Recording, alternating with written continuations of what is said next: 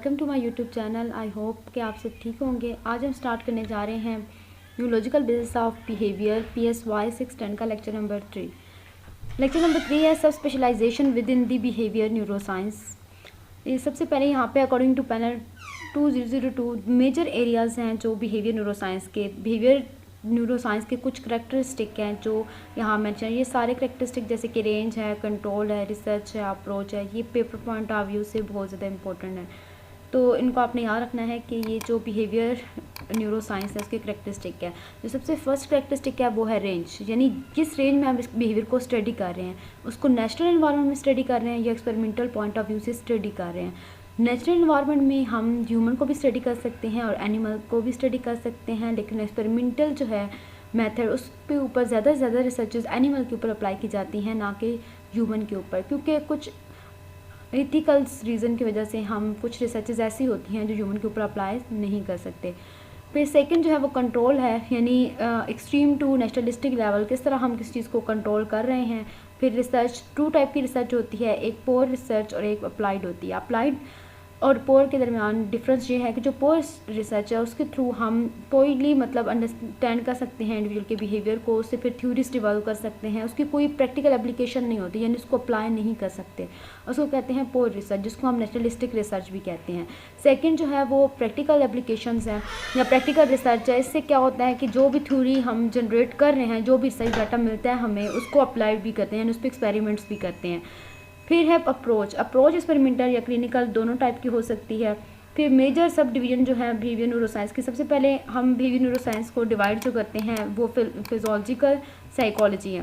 Physiological psychology में एक जो न्यूरल एक्टिविटी किस तरह बिहेवियर की जो डायरेक्शन है उसको मैनिपुलेट कर रही है, ठीक है, किस तरह हम उसको एक्सपेरिमेंट में स्टडी कर रहे हैं। जिस तरह अब नर्वस सिस्टम होगा उसमें हम सर्जिकल, इलेक्ट्रिकल, केमिकल्स जो डिफरेंट एक्सपेरिमेंट अप्लाई करके इसमें चेंजेस ला सकते हैं। सेकंड जो इसकी ब्रांच है, जो सब डिवीजन है, वो है साइकोफार्माकोलॉजी।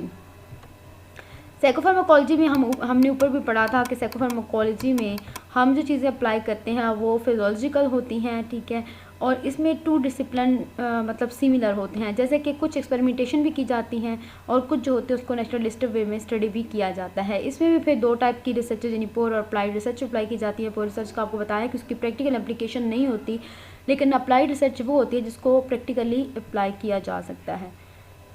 ये सारे जो है ना, जैसे अब ये है कंपैरेटिव साइकोलॉजी, ये वो एरिया है जो ज़्यादा से ज़्यादा बायोसाइकोलॉजी, साइकोबायोलॉजी, एथोलॉजी, इकोलॉजी, एवोल्यूशनरी जो बेसिस बिहेवियर है उसके साथ रिलेट करता है। फिर इसमें डिफरेंट रिसर्चेज हैं, जैसे कि कोरन लॉरेंस ने इम्प्रिंटिंग इन बर्ड्स के ऊपर स्टडी की थी, निको ने स्टडी एग्रेशन के ऊपर की थी, और गुडआल ने जम्पिंस के ऊपर स्टडी की थी। ये सारी स्टडी आपने नाम के साथ याद रखनी है, ये पेपर पॉइंट ऑफ व्यू से इंपॉर्टेंट है। ये जो मैंने तीनों ऊपर बताई हैं सब डिवीजन, ये पेपर पॉइंट ऑफ व्यू से इंपॉर्टेंट है और पास पेपर में भी रिपीट हुई हुई है।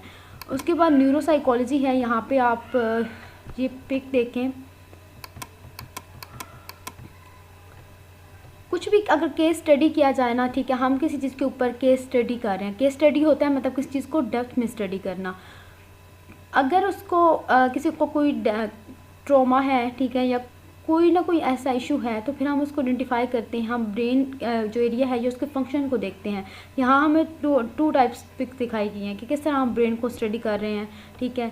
एक तो ये कि हम वर्टिकल स्टडी करते हैं और दूसरा हॉरिजॉन्टली भी स्टडी कर सकते हैं। फिर नेक्स्ट है यहाँ पे कोरिलेशन ये होता है कि दो चीज़ों के दरमियान हम रिलेशनशिप देखते हैं, यानी अगर कोई बिहेवियर डैमेज है या डिफिशिएंट है उसको हम सर्जरी के थ्रू भी चेक कर सकते हैं। न्यूरोकॉर्टेक्स, यानी जो न्यूरोसाइकोलॉजी ज़्यादा से ज़्यादा फोकस न्यूरोकॉर्टेक्स के ऊपर है, जिसका फिर मजीद एसोसिएशन जो है वो हायर ऑर्डर फंक्शनिंग की तरफ है। फिर अप्लाइड, यानी हम इस चीज़ को अप्लाइड भी कर सकते हैं, लेबोरेटरी वगैरह के अंदर भी स्टडी कर सकते हैं। उसके बाद नॉन इन्वेसिव, ये वो स्पेशलाइजेशन है, मतलब अगर हमारा ब्रेन डैमेज हो जाए ना तो फिर हम वहाँ पे कोई भी ट्यूब इंसर्ट करते हैं ब्रेन के अंदर और फिर उस पेशेंट को टेस्ट करते हैं। कंट्रोल वर्सेस दी फ्लेक्सिबिलिटी, न्यूरो साइकोलॉजिकल जो ब्रांच है ये एक एक्सट्रीमली कंट्रोल ब्रांच है, ये फ्लेक्सिबल ब्रांच है, मतलब इसको हम जैसे चाहें अप्लाई कर सकते हैं, लेकिन हम जब ह्यूमन के केस में अप्लाई करते हैं तो कुछ ऐसे इथिक्स का ख्याल रखना पड़ता है। साइकोफिजियोलॉजी जो है, इसमें हम रिलेशनशिप देखते हैं फिजियोलॉजी का और बिहेवियर का, जो हमारे जो ब्रेन और बॉडी के डिफरेंट इलेक्ट्रोफिजियोलॉजिकल रिस्पॉन्सेज होते हैं, दोनों एनिमल के अंदर भी और ह्यूमन के अंदर भी। इसमें जो स्कल्प्स होते हैं वहाँ पे कुछ इलेक्ट्रोड ऐसे हम प्लेस करते हैं जिससे हम उसके फेलोग्राफिक चेंजेस को मेयर करते हैं। जो मसल के होते हैं, आई मूवमेंट होती है, स्किन मेयर के लिए यूज़ होता है, जैसे कि इलेक्ट्रोमायोग्राफिक एक्टिविटी, इलेक्ट्रोकुलर एक्टिविटी जो आइज मूवमेंट के लिए यूज़ होता है, इलेक्ट्रोडर्मल चेंजेस यानी हमारे स्किन रिलेटेड जितनी भी चेंजेस होती हैं। नेक्स्ट है न्यूरोसाइंसेस में भी हम जो डिफरेंट क्वांटिटेटिव साइंसेज हैं उनकी स्टडी करते हैं, जैसे मैथमेटिक्स है, फिजिक्स है, कंप्यूटर साइंस है, जो एक थ्योरेटिकल मॉडल के ऊपर बिल्ड की गई हैं। लाइफ साइंसेज जैसे कि बायोकेमिस्ट, बायोलॉजिस्ट, केमिस्ट्री, इन तमाम चीज़ों को स्टडी करते हैं जो हमारे क्वांटिटेटिव यानी हायर ऑर्डर बिहेवियर से रिलेट करती हैं या हायर मेंटल प्रोसेस से रिलेट करती हैं। उसके बाद यहाँ से आप देखें कि ये एक नॉन एवेसिव है, ठीक है। हम डिफरेंट टेक्निक को यूज़ करके, जैसे कि फंक्शनल मेजरिंग टेक्निक है जो ऑन गोइंग बिहेवियर को स्टडी करती है, इनको डिफरेंट स्पेशलाइजेशन उनको यूज़ करके हम दोनों अप्लाइड और कोर रिसर्च को स्टडी कर सकते हैं। आई होप कि आपको मेरा लेक्चर पसंद आया होगा और आप कमेंट सेक्शन में कमेंट कर सकते हैं अगर आपको किस चीज़ की समझ नहीं आ रही, और प्लीज़ मुझे अप्रिशिएट करें ताकि मैं मज़ीद अच्छे लेक्चर बनाऊँ। Thank you so much. अल्लाह हाफिज़।